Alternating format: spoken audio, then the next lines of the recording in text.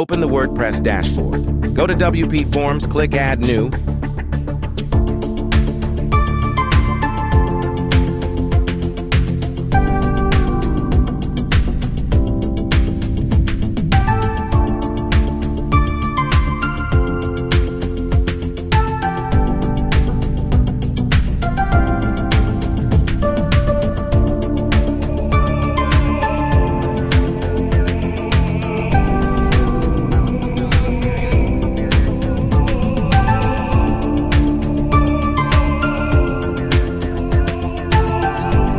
Click Business Operation, click Calculator, and etc.